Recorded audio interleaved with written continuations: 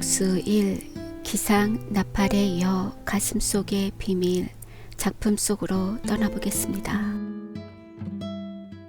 가슴속의 비밀.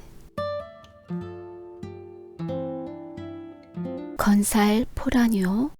영신이도 아름드리 느티나무와 고목이 된 대추나무가 얼크러진 큰 마을 편을 바라본다. 옥색 저고리를 입은 호리호리한 사나이가 안경을 번쩍거리며 기다란 살포를 지팡이 삼아 짚고 언덕길을 어슬렁거리고 내려온다. 살포는 감농이라도 할 줄 아는 사람이 물고나 보러 댕기는데 쓰는 건데요. 저 사람은 1년감이 열린 걸 보고 거 감자 탐스럽게 열렸군 하던 출신이 살포를 건성 휘두르며 댕겨서 건살포라고 별명을 지었어요. 이빠른 소리 잘하는 동아의 대답이다. 저 사람이 누군데요? 영신은 새신랑처럼 옥색 저고리를 입은 인물에게 호기심을 일으키며 물었다.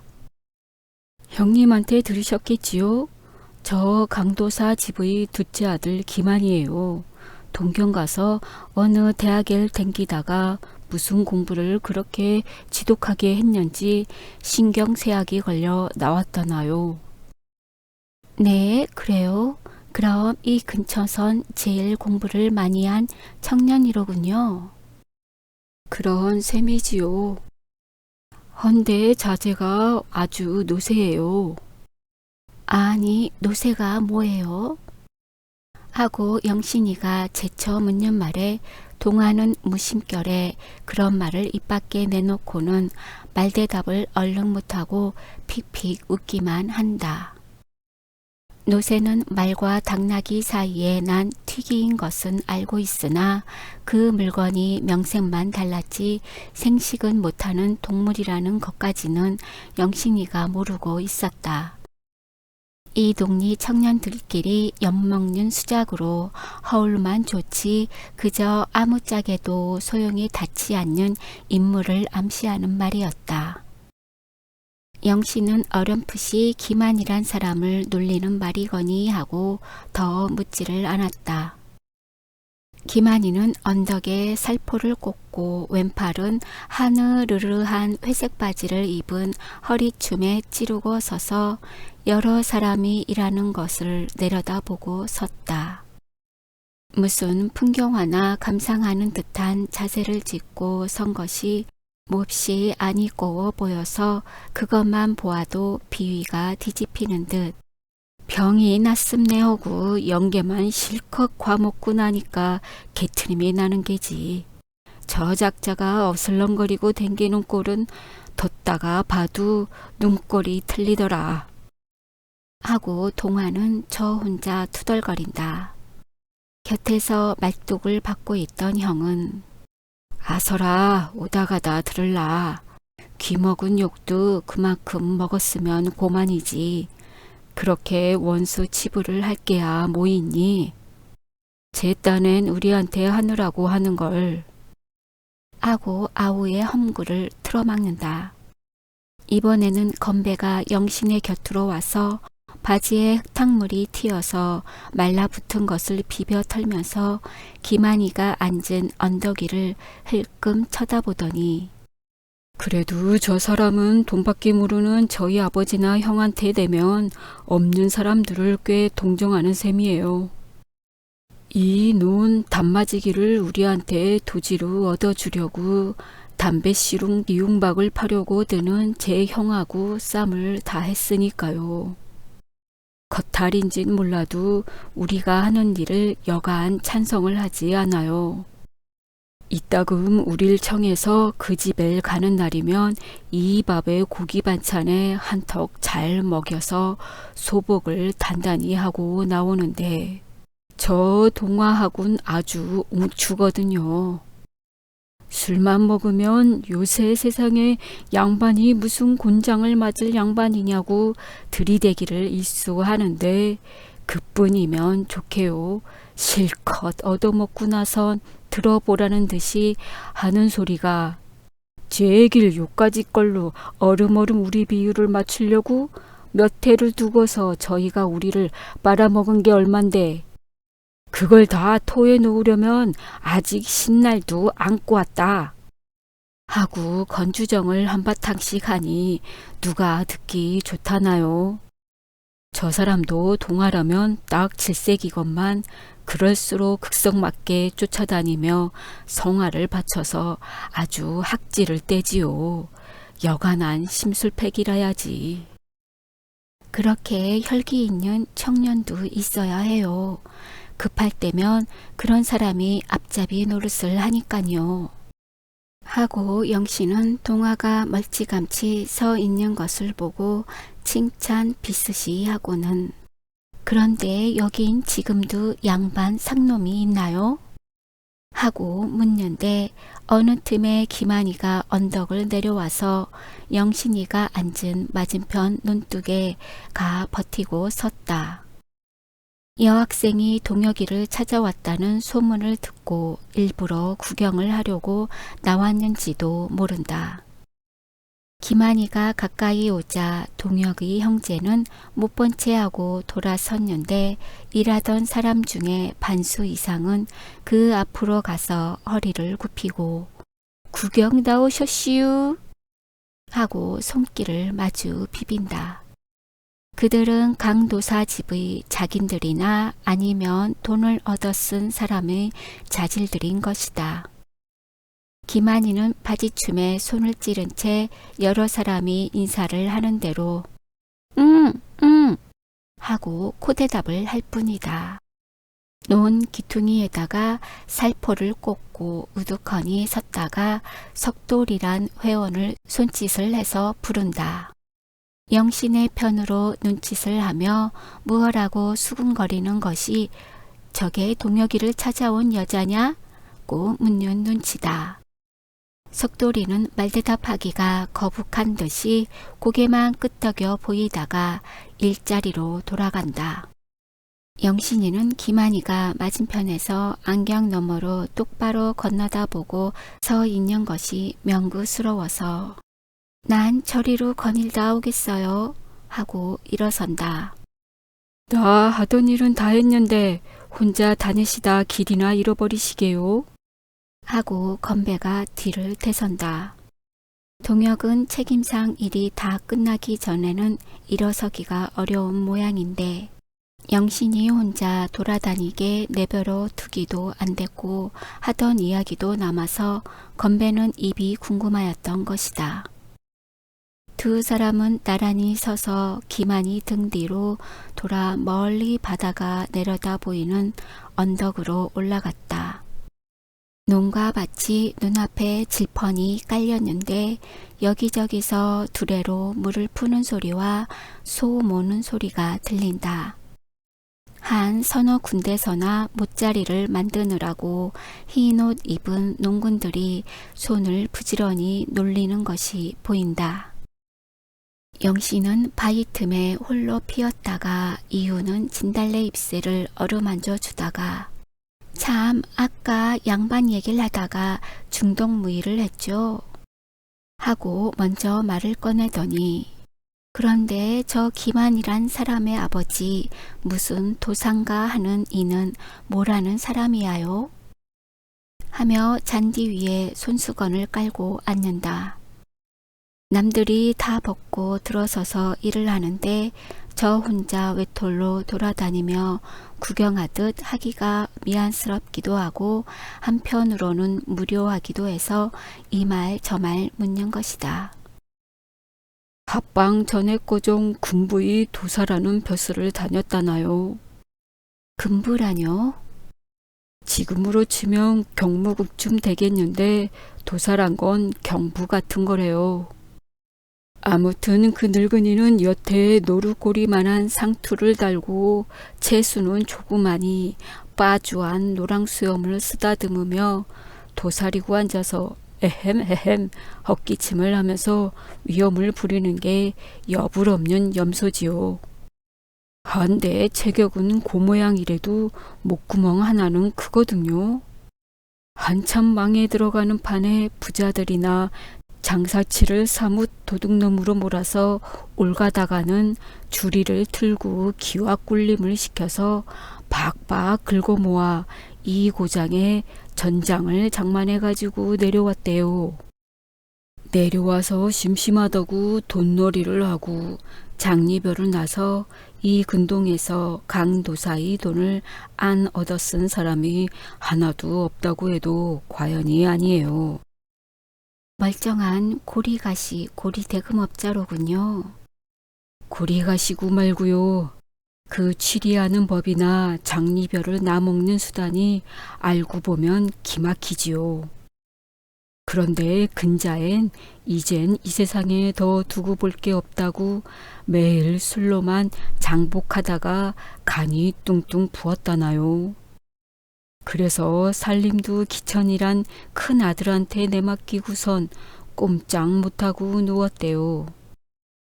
그래, 저 오입쟁이 같은 사람이 그 늙은이 둘째 아들이군요. 저 김원이라는 인물만은 그래도 회바람을 쏘여서 세상이 어떻게 돌아가는 걸 짐작은 하는지 제 딴엔 우리가 하는 일을 찬성도 하고 주렴도 몇 곱절이나 내는데 그런 사람을 잘 이용하면 좋지 않아요? 가끔 기부금이나 뜯어오고요. 청석골 근처에도 대학이니 전문학교니 졸업을 하고 와서 저 건살포 모양으로 번들번들 놀면서 장거리로 술추럼이나 다니는 사람이 서너시나 돼요. 우리가 하는 일을 해살이나 놀지 말았으면 할 뿐이지 그따위 고등 유민들한테 기대하는 건 없지만요. 논밭 팔아가며 공부한 청년들이 다 그 본세로 건건 중에 떠돌아 다니는 걸 보면 여간 한심하지가 않아요. 하는데 기만이가 두 사람이 앉아있는 방향으로 그 백납같이 흰 얼굴을 들고 어슬렁거리고 올라온다. 아마 영신이와 인사를 청하려고 오는 것인지도 모른다. 그런데 무슨 일이 많지요. 저 사람이 처음엔 자꾸만 우리 회를 드겠다고 하니까 동혁의 말이 어느 시기까지는 누구나 다 시끌어드릴 필요가 있다고 찬성을 해서 입회를 시켰더니 얼마 동안은 나도 상리를 해보겠다고 제 딴엔 열심으로 따라댕겼는데 그래서요?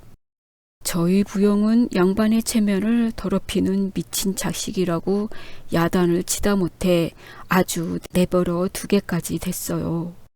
장에서 사온 괭이를 번쩍거리며 구루를 가는데 덤벼들어서 하루 동안 덥적거리더니 이튿날은 고만 몸살이 나서 한 닷새나 된통으로 앓았대요. 저희 집에선 이거 생작식 잡겠다고 자동차를 가시키리해서 읍내의 공의를 다 불러오고 한참 야단법석을 했어요. 참 정말 혼이 났군요. 그뿐이면 좋게요. 저희 집 앞 채마전에서 한 반나절만 꿈지럭거리면 그날 밤엔 행랑 계집들을 불러다가 다리를 주물러라 허리를 밟아라 하고 죽는 신용을 한대요. 그나 그뿐인가요? 나도 농군들이 당꿀 빨 듯하는 걸 먹어야 한다.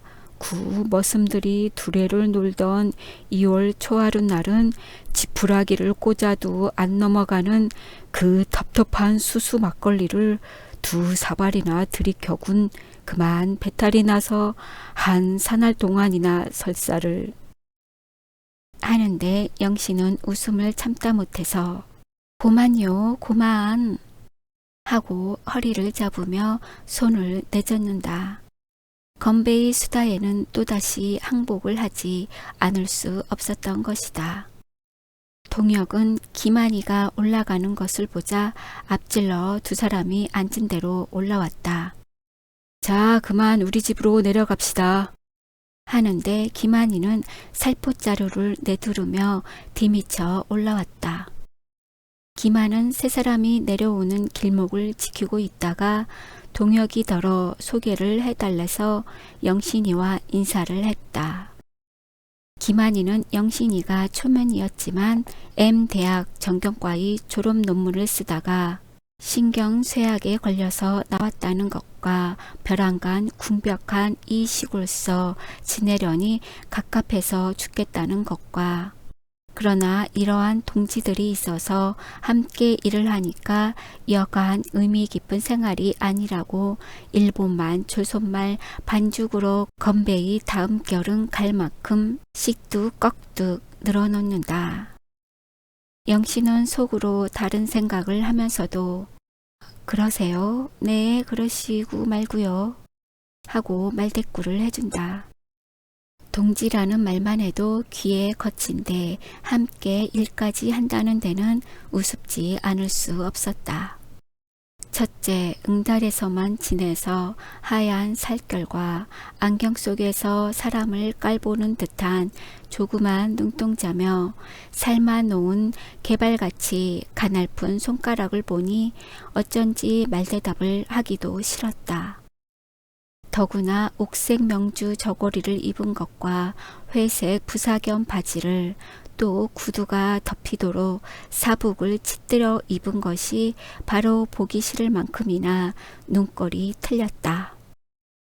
기만은 안 보는 채 하면서도 영신의 아래 위를 훑어보더니 심심하신데 우리 집으로 놀러 가시지요 하면서 동혁을 돌아다보고 우리 동지끼리 저녁이나 같이 먹으면서 좋은 얘기나 듣고 싶은데 하고 양해를 구한다.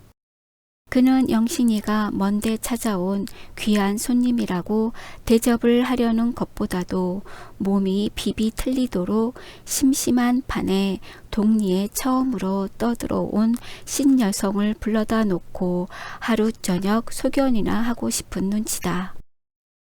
제가 거처하는 작은 차량채를 말끔 중창을 하고 유리를 붙이고 실내를 동경 같은 데의 찻집을 본떠서 모던으로 꾸며놓은 것과 또는 새로 사온 유성기를 틀면서 이 시골 구석에도 이만큼 문화생활을 하는 사람이 있다는 것을 자랑하려는 듯 또 한편으로는 몇 해를 두고 이혼을 못해서 죽느니 사느니 하던 본처를 월전에 쫓아보내서 영신이 같은 여자를 저희 집으로 한번 끌고 들어가 보려는 것인지도 모른다.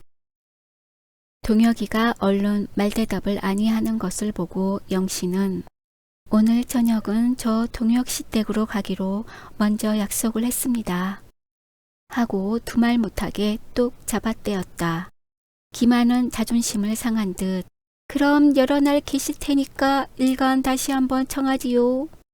하고 머리를 깍딱해 보이더니 무색해서 내려간다.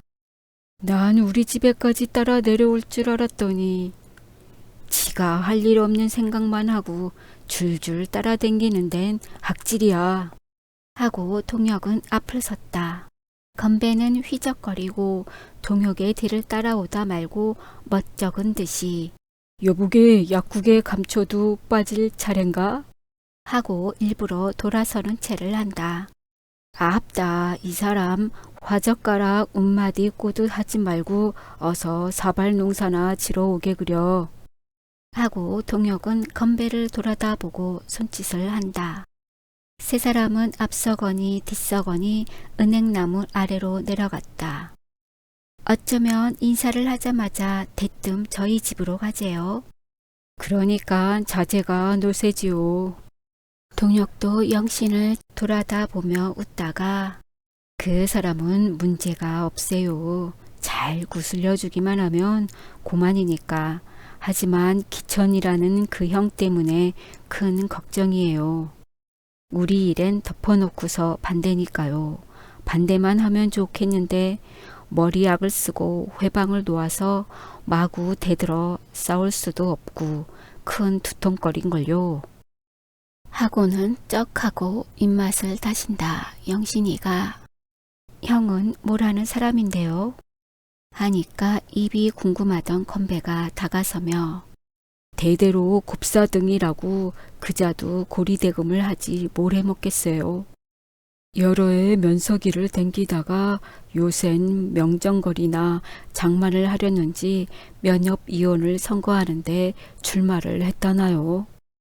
저희 아버지 버덤도 더 옹졸맞게 생겨먹은 게 얼리지 않는 양복을 뺄질르고 자전거를 타고서 유권자를 찾아 댕기는 화상이란 참 장관이지요.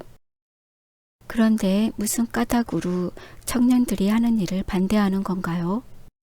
하고 영신이가 묻는데 어느덧 동혁의 집 앞까지 당도하였다. 동혁의 어머니는 쌀이문 밖으로 내다르며 어서오 하고 여러 해 봐오던 사람처럼 영신을 반가이 맞아들인다. 그는 치마를 갈아입고 새 버선까지 꺼내 신었다. 동혁은 저희 집의 가난한 살림살이를 영신에게 보여주기가 싫은 생각은 조금도 없었다.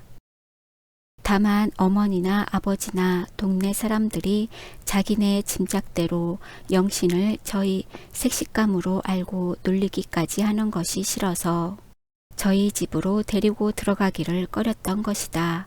그러나 어머니가 얘야 좀 가까이 보자꾸나. 멍 광으로만 보고 어디 알 수 있니? 색식감을 서너째나 태자로 놓더니만 염분이 따로 있는 줄이야 누가 알았겠니? 문술에 끌지 말고 저녁에 꼭 데리고 오너라. 하고 아들의 뒤를 쫓아다니면서 며느리감을 데리고 오라고 신신당부를 하였다. 사실 정분이 차순이 필래 할 것 없이 동네의 색시들은 동혁이를 믿고 있었는데 당자가 아직 장가를 안 들겠다고 새 고집을 세워서 다른 데로 혼인을 한 뒤에 벌써 아들 딸들을 낳고 사는 중이다. 근동에서도 여러 군데서 통원이 들어왔건만 아무리 사윗감을 탐을 내어도 글쎄 갓 30까진 장가를 안 된다니까. 암만 해보구려. 하고 막무가내로 말을 안 들어왔다. 어제 저녁에는 동화도 형과 겸상을 해서 밥을 폭폭 퍼 넣다가 성님 사람이 쏙 묻어내 베는데 쇳불도 단결에 빼랬다우. 그 덕에 나도 장가나 들어봅시다. 하고 뒤퉁그러진 소리를 해서 형은 너도 날 놀리는 셈이냐? 그렇게 급한데 누가 너 먼저 장가를 들지 말라든? 하고 씁쓸히 웃었다. 한편으로 영신이도 동혁의 생활이 보고 싶었다. 오래 두고 머릿속에 그려보던 것과 같은가 또는 얼마나 틀릴까 하고 적지 않이 궁금히 여기다가 동혁이가 거처하는 방으로 들어가서 둘러보고는 놀라지 않을 수 없었다. 구차한 살림이요. 더구나 호랍이라 번쩍거리는 세간이 있으리라고는 상상도 하지 않았지만 그래도 전문 학교까지 다니던 사람이 거처하는 방으로는 너무나 검소하다. 흙바닥에다가 그냥 기직대기를 깔았는데 눈에 새뜻하게 띄는 거라고는 하나도 없다. 윗목에 놓인 책상에는 학교에 다닐 때 쓰던 노트 몇 권이 꽂혔고 신문 잡지가 흐트러졌을 뿐이요. 아랫목에는 발길로 걷어차서 뚜루룩 말아놓은 듯한 이불 한 채가 동그만히 놓였다. 참 한 가지 잊어버린 것이 있다. 그것은 마분지로 도배를 한 벽에 붙은 사기 등잔인데 그것도 오늘 지나다니며 들여다본 다른 농가의 것과 조금도 다를 것이 없다. 무엇을 장하게 차리는 것도 아니나 눈 어둔 어머니는 부엌 속에서 대그럭거리며 어둡도록 꾸물거린다. 조금 있자 건배의 안악이 달걀 한 꾸러미를 행주치마로 감추어 가지고 노인의 응원을 하러 왔다. 그 섹시 복성스럽게 생겼습죠. 조금도 신식 여자 티 없고 아주 서글서글한 게 속 터진 사내 같아서 하더니 인제야 부엌일을 면하시나 봅니다. 하고 밥을 푸는 동혁의 어머니의 얼굴을 들여다본다. 이번에도 김칫국부터 마시는 셈인지 누가 아나. 내 뱃속으로 나왔어도 당최 그놈의 속을 들여다볼 수가 있어야지. 내가 무슨 팔자에 살아생전 그런 며느리를 얻어보겠나. 하고 마누라는 한숨을 내쉰다. 박첨지와 동화는 자리를 내주느라고 마을을 갔는데 윗간에서 저녁을 기다리는 동안 세 사람은 농촌 문제를 토론하고 요새 한참 떠들고 있는 자력갱생 운동을 비판하는데 건배이 안악이 밥상을 들고 들어온다. 참 정말 미안하군요. 이렇게 여기꺼정 출장을 하셔서. 하고 영신이가 일어나며 상을 받아들었다. 동혁의 어머니가 문 밖까지 따라와 눈을 찌긋하고 영신의 얼굴을 들여다보면서 숫째 차 넘는 밥을 대접한답시고 온 시골 구석이라 뭐 있어야지. 늙은 사람이 한 거라고 숭을랑 보지 말고 많이 자슈. 한다. 영신은 일어서며 온 천만의 말씀을 다 하십니다. 들어오십시오. 하고 공손히 예를 한다. 괜찮소. 어서 자슈. 하고 여전히 허울을 하니까 영신은 말씀 낮춰 하십시오. 하고 정말 색식처럼 조심스럽게 앉았다. 건배의 안악은 남편을 보고 그런데 두 분이 얘기도 조용히 못할 게 시리 못하러 줄줄 따라댕기는 거요. 집에 가서 어린애나 봐주지 않고. 하니까 얻어먹으러 다니는 사람이 자리를 가려서야 되나? 하고 건배는 소매를 거두며 젓가락을 짚는다. 영신은 매우 유쾌한 그날을 보냈다. 날마다 동혁이가 부는 나팔 소리가 들리기 전부터 은행나무 밑으로 올라가서 조기회에 참례를 하였다. 안직 힘드는 운동은 하지 말고 편히 쉬시지요. 하고 동혁이가 말려도 남에게 조금이라도 지는 것을 대기하는 영신은 맨 뒷줄에 서서 끝까지 체조를 하고 또는 여러 사람과 함께 애양가를 불렀다. 예, 동혁이한테 온 여학생이 체조를 다 한다더라. 하는 소문이 쫙 퍼지자 2, 3일 동안에 조기 회원이 부쩍 늘었다.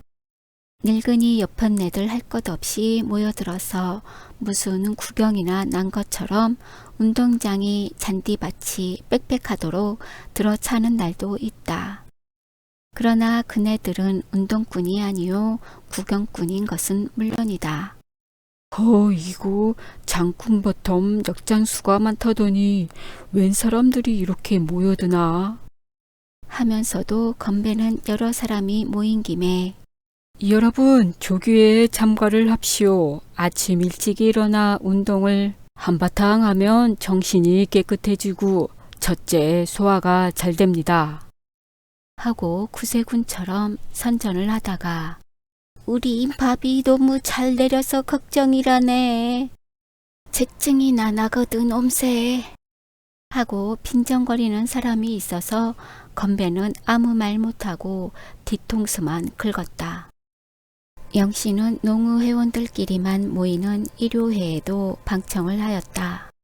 처음에는 뒷줄에가 앉아서 남들이 하는 이야기만 들었으나 나중에는 건배의 동의와 만장의 찬성으로 밤늦도록 이야기할 언권을 얻어서 청석골에서 저 한 몸으로 분투하는 이야기며 남의 강제나 또는 일종의 유행으로 하는 소위 농촌 운동과 우리가 스스로 깨닫고 자발적으로 해야만 할 농촌 운동을 구별해 가면서 그 성질을 밝히고 또는 한 걸음 더 나아가서 남녀를 물론하고 뜻이 같은 사람끼리 단결할 필요와 언제나 서로 연락을 취하자는 부탁을 하였다. 그 이야기의 내용은 자세히 기록하지 않으나 영신의 말은 억양이 심해서 유창하지는 못해도 조리가 닿고 열이 있어서 농우회원들은 물론 동혁이도 그동안 고생도 많이 하고 수양도 어지간히 했구나. 우리가 미처 생각하지 못한 것도 많은 걸 하고 속으로 혀를 뺨을 정도였다. 건배의 안악도 문 밖에서 동리 여편네들과 엿듣고는 매우 감동이 되어 여자도 저만큼이나 났어야 사내들한테 코 큰 소리를 해보지 하고 자기가 보통 학교 졸업밖에 하지 못하고 시집이라고 와서 살림과 어린 것들에게 얽매여 늙어만 가는 것을 분하고 절통히 여겼다. 온지 나흘 되는 날 저녁에 영신은 건배의 안악을 앞장 세우고 동네에 말귀 알아들을 만한 여인네들을 그 집 마당에 모아놓고 또 한 번 일장 연설을 하였다. 내가 이 한국리에 와서 며칠이라도 지내게 된 걸 영원히 기념하기 위해서 이 동네에도 부인들끼리의 회를 하나 모아드리고 가겠습니다. 하고 그런 모임을 조직할 필요를 역설하였다. 부인회를 모은 데야 그네들은 극도로 검소한 생활을 하는 터이요. 남자들처럼 금주 단연을 하거나 도박 같은 것은 금할 필요도 없고 살림살이를 이 이상 더 조리차려 해서 저축을 할 여지도 없지만 당분간은 여자들의 글눈을 틔워주는 강습의 일만 하더라도 남자들의 힘을 빌지 말고 여자들끼리 자치를 해서 지금부터 하루에 쌀 한 숟가락, 보리 한 줌씩을 모아서라도 농한기에 공부를 할 수 있도록 그 경비를 써 나갈 것을 힘있게 말하였다. 마당 가득히 모인 여인네들은 손 하나 들 줄은 모르면서도 모두 찬성한다는 뜻을 표하였다. 그래서 영신은 회 같은 것을 조직하는데 훈련을 받아온 터이라 건배의 아내를 회장격으로 추천해서 한곡리 부인 근로회라는 단체 하나를 조직하였다. 그러고는 앞으로 유지해 나갈 방법까지 세워서 건배의 아내에게 소상 분명히 일러준 후 그와 앞으로는 형님 동생을 하자고 해서 의형제까지 맺고 굳은 악수까지 하였다. 그러는 동안 한 가지 몹시 거북한 것은 식사를 할 때는 물론 농우의 석상에서나 마당과 한길에서까지 회원들과 동네 여자들이 이 구석 저 구석에서 수군거리며 뒤를 쫓아다니면서까지 동혁이와 영신의 행동과 눈치를 슬금슬금 살피는 것이었다. 그럴수록 두 사람은 털끝만큼도 이상한 눈치를 보이지 않았다. 그저 처음 대하는 손님과 다름없이 대면대면하게 굴었다. 그 뒤로 김한이는 영신을 청하려고 몇 번이나 동혁의 집으로 행랑아범을 보내고 머슴을 시켜 청자하는 평지까지 보내곤 하였다. 동혁은 그분이 왜 우리 집에 있는 줄 아나? 해서 돌려보내기도 하고 전해달라는 편지는 받아두고도 영신에게 전할 필요를 느끼지 않았다. 영신이가 그런 편지를 직접 받았더라도 몸이 불편하다고 핑계를 하든지 해서 이른바 초대회에 까닭없는 주빈 노릇하기를 거절하였으리라. 동리의 가난한 사람들을 위하는 일이나 무슨 집회 같은 데는 자발적으로 출석을 하였지만 김한이의 심심풀이를 해주거나 그런 사람이 자랑하는 생활을 보기 위해서 더구나 홀로 지낸다는 남자를 찾아가고 싶지가 않았던 것이다. 사업을 위해서는 소갈 데 말갈 데 없이 다니나 이러한 경우에는 처녀로서의 처신을 가지고 조심하지 않을 수 없는 것을 잘 알고 있었기 때문이다. 한편으로 김한이는 매우 분개하였다. 지가 얼마나 도도한 계집이길래 내가 여러 번 청하는데 안 온단 말이냐? 하고 하인을 세워놓고 몰아대다가 동혁이 버텀 못생긴 자제지 저한테 온 여자를 내가 어쩔 줄 아나? 어디 얼마나 버티나 보자. 하고 벼르기까지 하였다. 그러다가 하루는 날씨 훨씬 겨워서 김한이는 자회색 봄 양복을 말쑥하게 거들고 도금으로 장식을 한 단장을 휘두르며 바닷가 영신이가 유숙하는 집으로 찾아갔다. 영신은 잡지를 보고 누웠다가 몸을 일으키며 어디 가시는 길이세요? 하고 달갑지 않게 맞았다. 하도 여러 번 청해도 안 오시길래 몸이 편치 않으신가 하고 지나는 길에 들렸습니다. 하며 꾸며대는 말에 영신은 지나는 길이라니 바닷속에 볼 일이 있었나? 하고 속으로 웃었다. 이러한 궁벽한 촌에서 빳빳한 칼라에 자줏빛 넥타이를 매끈하게 메고 나온 것이 옥색 저고리에 부사겸 바지를 입었던 것만큼이나 눈 허리가 시었다. 방으로 들어오라고만 하면 마냥 늑장을 부리고 앉을 것 같아서 멀리 신장로 편 쪽을 바라보고 앉았다가 양복쟁이 서넛이 자전거를 타고 지나가는 것을 보고 저게 뭘 하러 쏘다니는 사람들인가요? 하고 한마디를 물었다. 김한이는 문지방에가 걸터 앉으며 안경 속에서 실눈을 짓고 맨 앞에 공마단의 원숭이처럼 허리를 빨딱 제치고 자전거를 저어가는 사람을 가리키더니 저게 우리 아니키 형예요. 저 아니키 때문에 온 창피해서. 하고 김한이는 고개를 돌리며 소태나 먹는 듯이 입맛을 다신다. 영신은 건배에게 들은 말이 있어서 형제분이 뜻이 맞지 않으시는 게로군요. 하고 아우의 편을 드는 체하니까 김한이는 삐존을 꺼내 피워 물며 아니키는 당최 이맛배기에 송곳을 꽂아도 진물 한 방울 안 나올 에고이스트야요. 돈푼 긁어 모으는 것밖에는 아무 취미도 모르는 인간인데 게다가 면허비혼인가 하는 게 큰 벼슬이나 내는 줄 알고 뽐내는 화상이야 요란하지요. 이래저래 나하군 매사에 충돌이니까요. 오늘 아침에도 대판으로 싸웠는걸요. 한다. 왜요? 어저녁에 공직자 부스러기들을 대접한다고 주막의 갈복까지 불러다가 밤새도록 술상을 벌여놓고 뚱땅거려서 잠도 못 자게 굴길래 그래서 한바탕 야단을 쳤지요.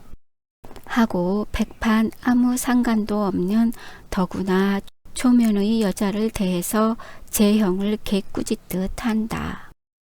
영신은 담배 연기를 피하느라고 외면을 하면서 참 정말 별 쑥스런 자제를 다 보겠군 하면서도 하는 소리를 들어보느라고 그래도 그만큼 유력하신 분이니까 동네 일을 열성있게 보시겠지요.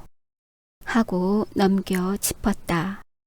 김한은 핥아놓은 것처럼 직구를 바른 머리를 회회 내저으며 말씀하세요. 박동혁이 김건배 할 것 없이 이 동네의 젊은 사람들은 아주 원수 치부를 하는걸요.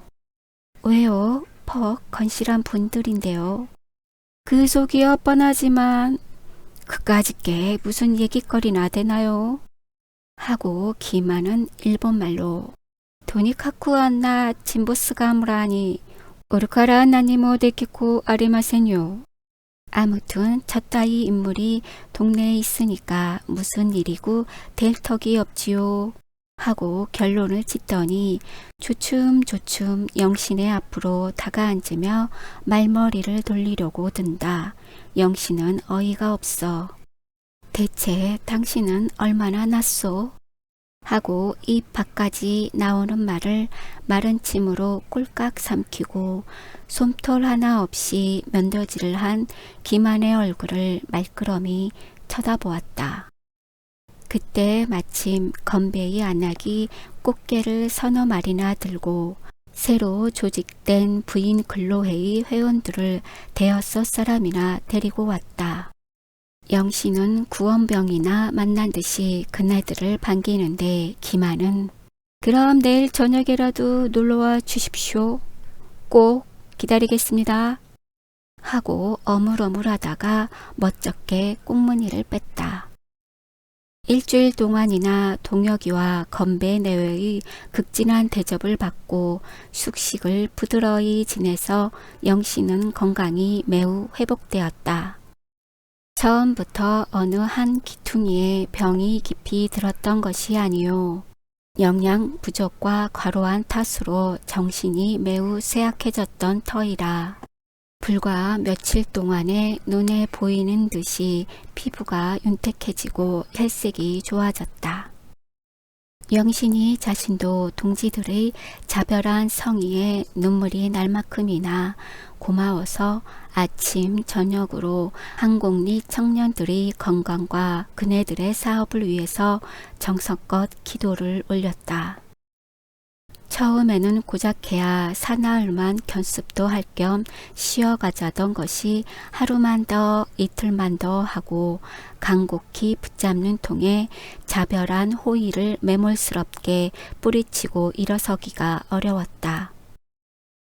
그 중에도 건배의 안악은 아우님 우리가 한번 작별하면 언제 다시 만날지 모르는데 하고 눈물을 흘려가며 붙잡아서 차만 떼치고 일어설 수가 없었다.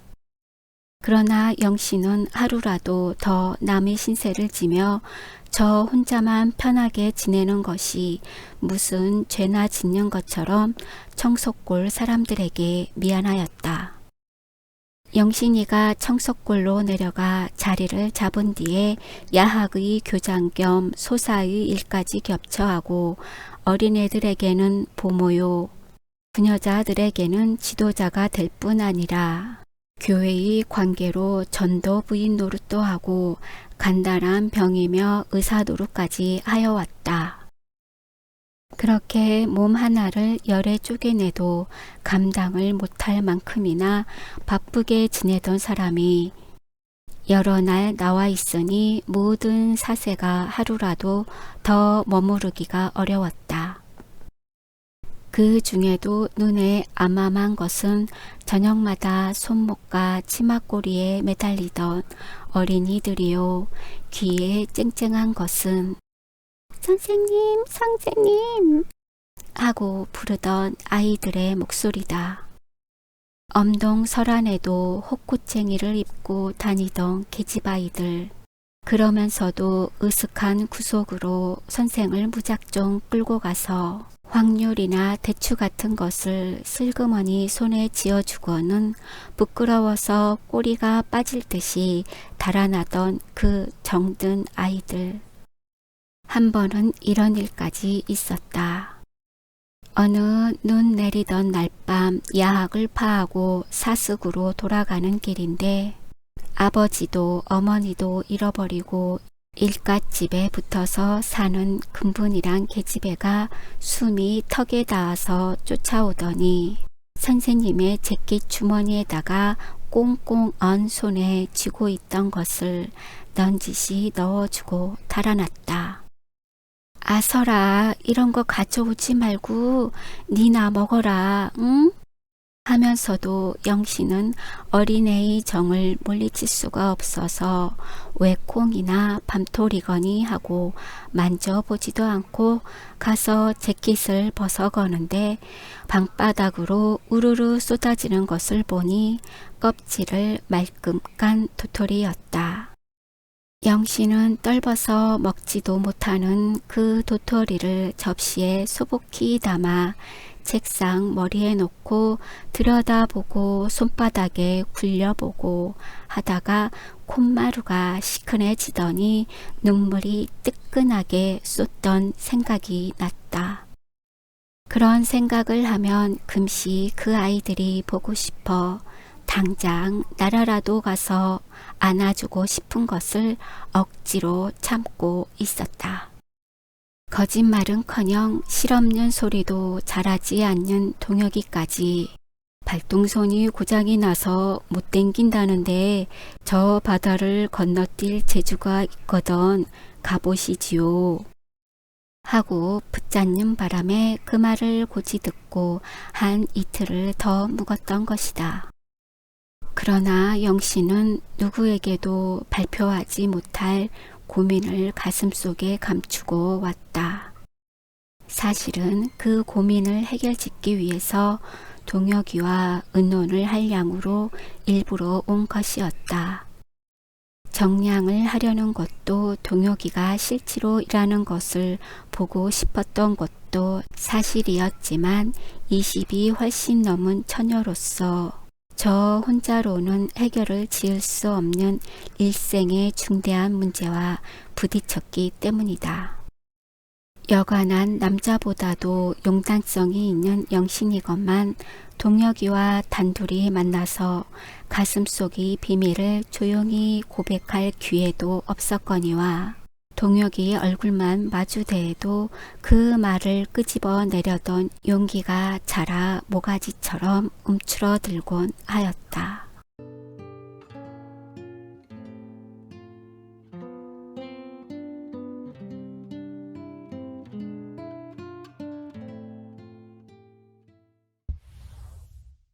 구독, 좋아요 부탁드려요.